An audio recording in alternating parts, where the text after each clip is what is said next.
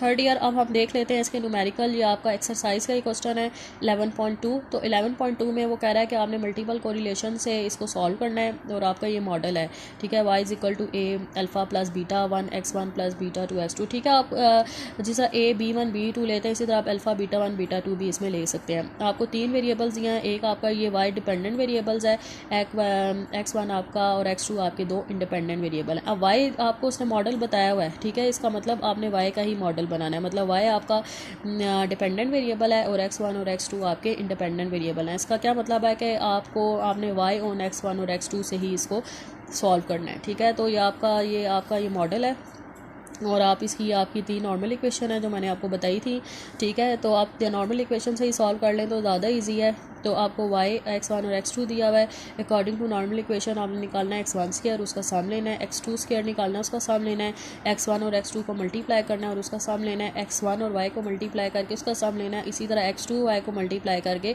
उसका सम लेना है, इसी तरह आपने y का भी सम लेना है, x1 का भी सम लेना है और x2 का भी सम लेना है। और ये जो आपका सारा डाटा है इस नॉर्मल इक्वेशन में आपने पुट करना है, ठीक है। और इसको साइमल्टेनियसली सॉल्व करके आपने a निकालना है। आपका a आएगा 3.88, b1 आपका आएगा 2.09 और b2 आपका आएगा 2.65। आप मैथ के स्टूडेंट हैं और आपको पता होगा कि अगर आपके पास इस तरह के 3 वाले वेरिएबल्स हों तो उसको आपने किस तरीके से सॉल्व करना है, ठीक है। तो इसमें आपको पता होगा जिस तरह आपने पहले 2 लेके आपने a को कैंसिल करके आपने b1 b2 का मतलब इक्वेशन बनानी है, मतलब a को आपने कैंसिल करना है, फिर आपने b1 और b2 की इस तरह की 2 वेरिएबल की इक्वेशन बनानी है, ठीक है। फिर इन 2 में से भी आपने b1 को कैंसिल करना है तो आपका फिर b2 आ जाएगा, ठीक है। जिस तरह इस तरीके से काफ़ी ये थोड़ा सा लेंथी मेथड होता है। तो उसको आपने सॉल्व करना है। जब आपका a1 और b1 और b2 आ जाएगा तो इस मॉडल में आप पुट कर दें। सो ये आपने y को रिग्रेशन को एस्टिमेट कर दिया। y hat is equal to 3.88 plus 2.04 x1 plus 2.65 x2। अब जो आपका 11.3 है ये सेम 11.2 की तरह है, ये आपने खुद करना है। अब ये जो सारे क्वेश्चन आपने जिस 11.2 है 11.3 11.4 ये सारे इंपॉर्टेंट है, ये आपके पेपर में हर टाइम आते हैं, ऐसी क्वेश्चन आते हैं, ठीक है।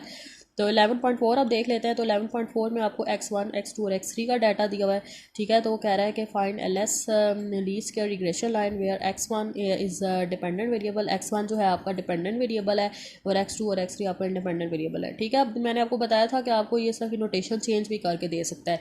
आप पहले y x1 और x2 लेते थे, अब आप x1 x2 x3 ले उसमें उसने दिया हुआ है, ठीक है। x1 आपका डिपेंडेंट वेरिएबल है, x2 और x3 आपका क्या है, इंडिपेंडेंट वेरिएबल्स हैं।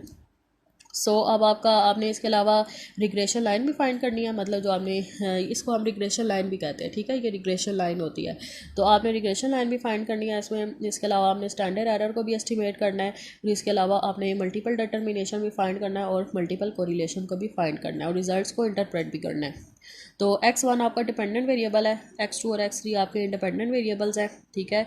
और आपका इस तरह का मॉडल बनेगा x1 hat is equal to a plus b1 x2 plus b2 x3, ठीक है। तो अब आपने क्या करना है, ये जो आपकी नॉर्मल इक्वेशन थी आपने y की जगह x1 लिखना है और x1 की जगह आपने x2 लिखना है और x2 की जगह अब आपने x3 लिखना है। समझ आ रही है आपको मेरी बात? आपने y की जगह क्या लिखना है, x1 लिखना है, अब आपने x1 की जगह x2 रखना है और x2 की जगह अब आपने x3 रखना है, ठीक है। क्योंकि अब आपका जो इंडिपेंडेंट वेरिएबल है अब आपका x1 है और आपका जो फर्स्ट इंडिपेंडेंट वेरिएबल है वो x2 है और आपका जो सेकंड इंडिपेंडेंट वेरिएबल है वो आपका x3 है। इस तरह का अब आपने फार्मूला बनाना है, ठीक है। और इसको साइमल्टेनियसली सॉल्व, पहले आपने ये सारी टर्म्स को सॉल्व करना है। समीशन x1 के निकालना है, समीशन x2 सॉल्व करना है, समीशन x2 x3 निकालना है, ठीक है। इसी तरह का टेबल बना के सारी चीज़ें सॉल्व करके फिर आपने इसमें पुट करके इसको साइमल्टेनियसली सॉल्व करना है। तो आपका a आएगा 0.04, b1 आएगा आपका 0.21, b2 आपका आएगा 0.28। तो फिर आपने इसको इसमें इक्वेशन में पुट कर दें तो आपका ये रिग्रेशन लाइन सॉल्व हो जाएगा, ठीक है। अब हम देख लेते हैं स्टैंडर्ड एरर। तो स्टैंडर्ड एरर का क्या फार्मूला है, S.123, क्योंकि आपका 1 क्या है, डिपेंडेंट वेरिएबल है। तो 1 किसको रिप्रेजेंट कर रहा है, x1 को, 2 किसको रिप्रेजेंट कर रहा है, x2 को और 3 किसको रिप्रेजेंट कर रहा है, x3 को। तो अब आप इस तरीके से लिखेंगे summation x1 minus x1 head का होल स्क्वायर डिवाइडेड बाय -3। तो summation x1 minus x1 head का होल स्क्वायर किसके इक्वल होता है, summation x1 square minus a summation x1 minus b1 summation x2 x3 minus b2 summation x3 x1 ठीक है। आपने मैंने आपको फार्मूला वाई का बताया था, यहाँ पे आपने वाई की जगह क्या लिखना है, x1 लिखना है। ठीक है, अब आपने यहाँ पे भी x1 लिखना है, यहाँ पे भी x1 लिखना है। यहाँ पे पहले आपको x1 गिवन था, अब आपने x2 लिखना है। ठीक है, और यहाँ पे भी आपका x3 आएगा। ठीक है, x3 और x1। ठीक है, आपने ये मतलब चेंज कर देने आप इसमें आपने, तो इसको जब आप सॉल्व करेंगे तो आपका आंसर आएगा 0.13। ठीक है, अब आपने इसको इसमें पुट करना है तो आपका एस आ जाएगा 0.21।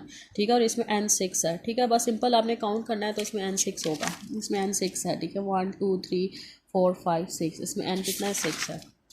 तो आपका स्टैंडर्ड एरर ऑफ एस्टिमेट आ गया 0.21। आपने कोफिशिएंट ऑफ मल्टीपल डिटर्मिनेशन निकालना है, तो कोफिशिएंट ऑफ मल्टीपल डिटर्मिनेशन का ये फार्मूला है, summation x1 hat minus x1 bar का whole square divided by summation x1 minus x1 bar का होल स्क्वायर। तो summation x1 hat minus x1 bar का होल स्क्वायर इस फार्मूले में आप पुटिंग करके निकालेंगे, summation x1 minus x1 bar का होल स्क्वायर आप इस फार्मूले में पुटिंग करके निकालेंगे, फिर इन दोनों को आपस में डिवाइड कर देंगे तो आपका कोफिशिएंट ऑफ मल्टीपल डिटर्मिनेशन आ जाएगा। और जब आप इसका अंडर रूट लेंगे तो आपका कोफिशिएंट ऑफ कोरिलेशन का आंसर आ जाएगा। ठीक है, सो अब आपका आंसर 0.98 आया मल्टीपल डिटर्मिनेशन में। तो 0.98 का क्या मतलब है, आपकी 98% वेरिएबिलिटी है x1 में। ठीक है, जो आपका x1 और x2 का लीनियर रिलेशनशिप को एक्सप्लेन कर रहा है। ठीक है, आपका एक तो लीनियर रिलेशन बन रहा है x1 और x2 और x3 के बीच में, लेकिन 98% उसमें वेरिएबिलिटी को भी वो एक्सप्लेन कर रहा है। ठीक है क्लास, अब हम देख लेते हैं 11.5। ये भी आपका इंपॉर्टेंट क्वेश्चन है। ठीक है, इसमें आपका एक x1 डाटा दिया हुआ है, x2 दिया हुआ और x3 दिया हुआ है। अब वो कह रहा है रिग्रेशन इक्वेशन आपने निकालनी है x3 on x1 and x2। आप देखें, अब आपका x3 आपका डिपेंडेंट वेरिएबल है, x1 और x2 अब आपका इंडिपेंडेंट वेरिएबल है। इसके अलावा आपने x3 को एस्टिमेट भी करना है, x1 10 है और x2 आपका 6 है, मतलब x1 10 बीच में आपने पुट करना है, x2 को 6 पुट करके x3 को एस्टिमेट फाइनल इसका आंसर निकालना है। इसके अलावा आपने ये R3.12 मल्टीपल कोरिलेशन निकालना है, और इसके अलावा आपने ये स्टैंडर्ड एरर ऑफ एस्टिमेट भी इसको सॉल्व करना है। तो अब आपका ये मॉडल इस तरीके से बनेगा, x3 hat is equal to a plus b1 x1 plus b2 x2। ठीक है, और अब आपने जो इसका नॉर्मल इक्वेशन का नॉर्मल इक्वेशंस बनाएंगे। ठीक है, अब आपने y की जगह x3 लेना है, x1 की जगह अब आप x1 ही लें और x2 की जगह आप x2 ही लें। इस तरह का मॉडल बनाएं, इसमें पुटिंग करें तो आपका a b1 और b2 आ जाएगा। फिर आप इसको इस मॉडल में पुट कर दें तो आपकी रिग्रेशन लाइन आ जाएगी। तो फिर अब आप x1 में 10 पुट करें, x2 में 6 पुट करें, सो सॉल्व करेंगे तो x3 हैड आपका 40 आ जाएगा। सो आपने x3 को एस्टिमेट कर दिया। फिर आपने इसमें निकालना है कोरिलेशन निकालना है, तो R3.12 summation x3 had minus x3 bar का whole square divided by summation x3 minus x bar का होल स्क्वायर अंडर रूट लेंगे तो ये आपका कोफिशिएंट ऑफ मल्टीपल कोरिलेशन आ जाएगा। ठीक है, तो अब आपने इसको सॉल्व करें इस तरीके से, पहले ये टर्म्स निकालें, फिर आप इसमें पुटिंग करें तो आपका कोफिशिएंट ऑफ मल्टीपल कोरिलेशन आ जाएगा। फिर आपका ये स्टैंडर्ड एरर ऑफ एस्टिमेट का फार्मूला है, इसमें भी पुटिंग करेंगे तो आपका स्टैंडर्ड एरर ऑफ एस्टिमेट भी आ जाएगा। ठीक है क्लास, अब 11.6 है वो आपने खुद करना है। 11.7 में आपका जो ए पार्ट है वो इंक्लूडेड नहीं है, वो आपने नहीं करना, वो प्रूव है कोफिशिएंट ऑफ कोरिलेशन का, वो आपके सिलेबस में इंक्लूड नहीं है। ठीक है, आपके सिलेबस में जस्ट डेफिनेशंस इंक्लूड हैं। तो इसमें बी पार्ट में आपने R1.23 निकालना है। ठीक है, आपको x1 x2 और x3 का डाटा दिया हुआ है, तो R1.23 में आपने इस तरीके से फार्मूला बनाना है, R12 square plus R13 square minus 2R12 R13 R23 divided by 1 minus R23 square. मैंने आपको पीछे लेक्चर में ये फार्मूला बनाना सिखाया था। अब आपने R12 R13 किस तरीके से निकालना है, सपोज अगर आपने R12 निकालना है तो उसका फार्मूला आप इस तरीके से बनाएंगे, R1 किसको रिप्रेजेंट कर रहा है, x1 को, और 2 किसको रिप्रेजेंट कर रहा है, x2 को। तो आप इस तरीके से फार्मूला बनाएंगे, n summation x1 x2 minus summation x2 divided by under root n summation x1 square minus summation x1 का whole square n summation x2 square minus summation x2 का होल स्क्वायर। सो पुटिंग करेंगे आपका R12 आ जाएगा, simple correlation का formula है।